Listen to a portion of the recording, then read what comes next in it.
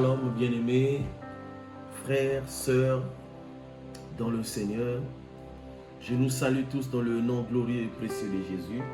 Et nous sommes là pour la suite de la première vidéo qu'on a eu à faire sur l'amour, une voie par excellence. L'amour, le lien de la perfection. Et dans la première vidéo, nous avions défini l'amour dans les 3 dimensions. L'amour Eros qui était une relation entre un homme et une femme. L'amour Philéo qui était une relation familiale, une relation des proches. Et nous avons aussi parlé de l'amour agapant, l'amour agapé, qui est l'amour sans retour, l'amour de Dieu. Dans Jean 3,16, nous avons parlé, Dieu a tant aimé le monde et qu'il a envoyé son Fils unique afin que quiconque croit en lui ne périsse point mais ait la vie éternelle. Et donc nous nous sommes attardés sur l'amour agapé, qui est l'amour de Dieu. Et nous avons parlé de la perfection. Nous avons expliqué la perfection comme étant un état, une qualité de ce qui est parfait. Or, nous connaissons tous que le parfait, c'est Jésus. L'unique personne qui a atteint la perfection, c'est Jésus-Christ de Nazareth, lui qui a été envoyé et qui a respecté sa mission du début jusqu'à la fin. Elle dit qu'en lui, il n'y a pas eu d'ombre de variation, il n'a pas eu de négativité. Il a commencé sa mission jusqu'à la fin, il n'a pas failli.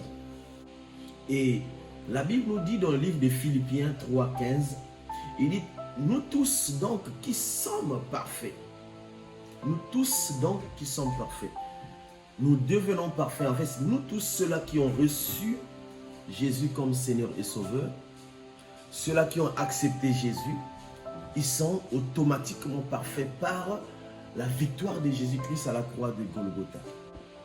Et la Bible nous dit dans le livre de Philippiens 2, verset 5, quelque chose de très important. La Bible nous dit dans le livre de Philippiens, il dit, ayez en vous les sentiments qui étaient en Jésus-Christ. Je continue le verset 6. Existant en forme de Dieu, il n'a point regardé son égalité avec Dieu comme une proie à arracher, mais il s'est dépouillé lui-même en prenant une forme de serviteur, en devenant semblable aux hommes. Et il a paru comme un vrai homme. Il s'est humilié lui-même, se rendant obéissant jusqu'à la mort, même jusqu'à la mort à la croix. Alléluia, c'est très intéressant. Et nous avons Christ comme l'exemple. Christ au centre de tout ce que nous avons. Parce qu'un chrétien, c'est un disciple. Un disciple, c'est celui qui suit une discipline. Or, nous, notre discipline, c'est la parole de Dieu, ce que le Maître nous a laissé. Donc, celui qui suit la discipline, celui qui suit la parole de Dieu, doit être semblable à son Maître. Doit être comme son Maître. Maintenant, là, il nous ramène à comprendre ce que le Maître a fait. Et nous aussi, que nous ayons les capacités, en ayant le Saint-Esprit en nous, en acceptant Jésus, que nous ayons les capacités de faire comme le Maître aussi a fait. Or, qu'est-ce que le Maître a fait? Très important. Le Maître était Dieu. Le Maître a laissé son poste de Dieu.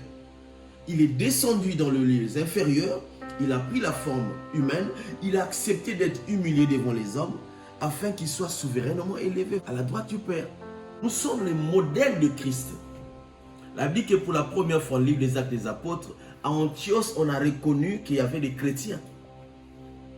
Ils ne se sont pas eux-mêmes appelés chrétiens, mais c'est ceux qui étaient aux environs, qui ont vu leur manière de marcher, leur manière de parler, leur manière de se comporter. Ils ont dit certainement ceux-là sont le modèle de Christ. Parce que chrétien veut dire le modèle de Christ. Ceux qui sont comme Christ. Ceux qui ressemblent à quelqu'un qui était passé par là. Et la personne qui était passée par là, c'était Christ de Nazareth. Et donc, pour que nous soyons semblables à lui, pour que nous soyons comme lui, et nous devons faire comme lui, comme il a fait. Un chrétien doit accepter l'humiliation. En fait, un chrétien, c'est quelqu'un qui doit, devant les gens, être humilié et accepter parce que cela fait partie de la volonté du Seigneur. Ça écœure les gens aujourd'hui, ça étonne les gens aujourd'hui. Qu'on voit quelqu'un avec le titre de chrétien, mais qui n'accepte pas l'humiliation, qui n'accepte pas l'opposition, qui n'accepte pas. Alors que notre Seigneur nous a montré l'exemple. Il est passé jusqu'à la croix. Il avait le plein droit de se défendre. Il a dit que devant les responsables, il a dit que si cela ne dépendait que de lui, il pouvait demander toute une légende de l'armée céleste afin de venir intervenir en sa faveur. Mais cela ne dépendait pas du responsable. Cela dépendait de la volonté de Dieu. Et donc, dans la volonté de Dieu, nous sommes appelés à aussi souffrir, à aussi vivre l'opposition, à aussi recevoir des pierres, à aussi recevoir des insultes, les injures. Cela fait partie de la volonté de Dieu. Et Christ a dit que lui qui est le bois vert, il a subi ces choses. À combien plus forte raison nous qui sommes le bois sec? Et donc, celui-là qui est appelé à servir le Seigneur, ben, il doit passer par toutes ces choses-là. Et pour traverser toutes ces choses-là, il faut avoir de l'amour. C'est ainsi qu'il nous demande que l'amour, c'est la voie par excellence. Quelqu'un ne peut pas entrer dans le royaume s'il n'a pas l'amour. On ne peut pas y avoir accès. La seule condition que nous avons pour rentrer dans le royaume, c'est l'amour. Parce que l'amour incarne tout. L'amour englobe tout. Et la fois passée, nous nous sommes séparés par une grande réflexion, ce que j'avais appelé. La grande réflexion était dans 1 Corinthiens, chapitre 13, du premier verset jusqu'au verset 13, qui nous a donné les détails en ce qui concerne l'amour. Et j'espère que nous avons tous lu ce passage. Et pour ne pas prendre du temps pour reprendre à faire la lecture, et nous avons réfléchi là-dessus, et nous nous sommes mis en face des miroirs pour comprendre si nous avions l'amour ou si nous n'avons pas. Nous avons insisté sur le verset 13, il a dit « Maintenant donc, ces choses demeurent ». Il cite ces choses, la foi, l'espérance et l'amour, ou la charité. Mais la plus grande de ces choses, c'est l'amour, c'est la charité. Et l'amour dans la dimension de agapé. Ce n'est pas l'amour héros, ce n'est pas l'amour philéo, c'est l'amour agapé. Il dit tu peux tout avoir. Ça veut dire que Dieu nous démontre que nous pouvons avoir tous les dons. Nous pouvons travailler dans l'assemblée. Nous pouvons prêcher la bonne nouvelle. Nous pouvons intercéder. Nous pouvons enseigner la parole de Dieu. Nous pouvons même faire des prophéties. Mais si nous n'avons pas l'amour, cela ne nous permettront pas de rentrer dans le royaume des cieux. La Bible nous dit ceci, frère. Notre Dieu est amour. Et si Dieu est notre source, qui est notre source, il est amour, cela veut dire que nous aussi, nous devons avoir de l'amour. L'amour n'est pas conditionné, c'est obligatoire pour celui qui a cru en Christ. Et souvenez-vous encore de la parabole, quand le docteur de la loi est venu vers Jésus pour poser des questions, à savoir la règle d'or de l'Ancien Testament, qui est dans Lévitique 19, verset 18. Il pose la question dans Luc 10, verset 25 au verset 37. Nous connaissons tous le bon Samaritain. À l'époque, il y avait séparation, il y avait division, il y avait mésentente entre la Samarie et les Juifs. Ils ne s'entendaient pas. Mais Christ vient avec un message. Et le docteur en profite pour en savoir plus de l'enseignement de Christ. Et il lui dit, un homme venait de Jérusalem. Il passait, il tombe entre les mains des brigands. Frappé à mort. L'homme est tombé évanoui. Il n'avait rien, il y avait du sang qui coulait de partout. Mais le sacrificateur est passé. Il a regardé. Il est passé outre. Un lévite est passé, il a regardé, il est passé outre. Mais quand un samaritain est venu, il a vu, il a pris soin de la personne. Et Jésus répond la question à la personne, au docteur de la loi. D'après toi, qui est le prochain? Parce que la question était de savoir qui est son prochain. Alors il répond la question au bon samaritain, et plutôt au docteur de la loi. Il dit, qui est ton prochain par rapport à la parabole? Il dit, c'est celui qui a usé de compassion à son prochain. Il dit, va toi aussi, fais de même. C'est-à-dire que nous sommes appelés à vivre l'amour. L'amour n'a pas de séparation, l'amour n'a pas de mur, l'amour n'a pas de frontières. Nous devons nous aimer les uns les autres. Maintenant, bien aimé, écoutez ce que dit Paul dans le livre des Galates, verset 5, à partir du verset 22. Écoutez ce qu'il dit. Il dit, mais le fruit de l'esprit, c'est l'amour, la joie, la paix, la patience, la bonté, la bienveillance, la foi, la douceur, la maîtrise de soi. La loi n'est pas contre ces choses. Ceux qui sont à Jésus ont crucifié la chair avec ses passions et ses désirs. Parole du Seigneur. Ça, c'est le fruit. Et quand on parle de fruit de l'esprit, c'est l'amour, frère.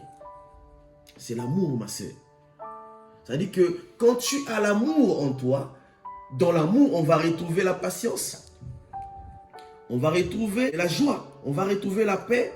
On va retrouver la bonté. On va retrouver la bienveillance. On va retrouver la foi, la douceur et la maîtrise de soi. C'est un fruit qui comporte plusieurs tranches. Et celui qui a l'amour, voilà pourquoi quand nous revenons sur 1 Corinthiens 13, verset 13, il nous conseille d'avoir l'amour, cet amour-là qui incarne toutes ces choses. Et moi, ça m'étonne aujourd'hui. Comment se fait-il que quelqu'un qui prie le Seigneur, quelqu'un qui a reçu Jésus, quelqu'un qui a les mêmes sentiments que Jésus avait, peut aujourd'hui mettre une croix pour sa maman qui l'a engendré, pour son père, pour sa famille. Oui, bien-aimé, tu m'écoutes là où tu es chrétien. Une maman qui t'a porté pendant 9 mois. Une maman qui t'a allaité, une maman qui t'a élevé. Aujourd'hui, bien, elle est devenue sorcière. Un papa qui a amusé, qui a utilisé toute ton énergie pour t'élever. Aujourd'hui, ce papa est devenu sorcier. Tes frères, tes soeurs qui ont grandi avec toi. Peut-être que tu as consulté quelqu'un qui t'a dit qu'ils sont mauvais. Mais Dieu dit que l'amour couvre tout. Et si réellement tu as reçu Jésus comme Seigneur et Sauveur, souviens-toi de l'amour de l'Éternel. Parce que tu ne peux pas prétendre aimer un Dieu que tu ne vois pas et haïr ton prochain. C'est ce que dit la parole de Dieu. Ce n'est pas possible. Fais la paix avec ce que tu vois. Fais la paix avec ton prochain. Ton prochain, c'est la créature de Dieu.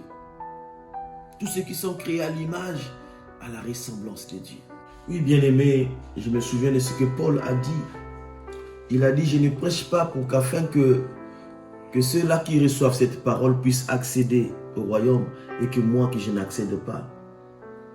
Ça ne sert à rien de passer des années dans la maison de l'Éternel et que tu ne puisses pas accéder à la grande promesse qui est le paradis, qui est le royaume, la terre promise. Ça ne sert à rien. Et cet enseignement est pour toi, afin que tu comprennes que le seul moyen d'accéder au royaume, c'est d'avoir l'amour, frère. L'amour qui ne soupçonne point. L'amour qui n'apporte jamais de l'injustice.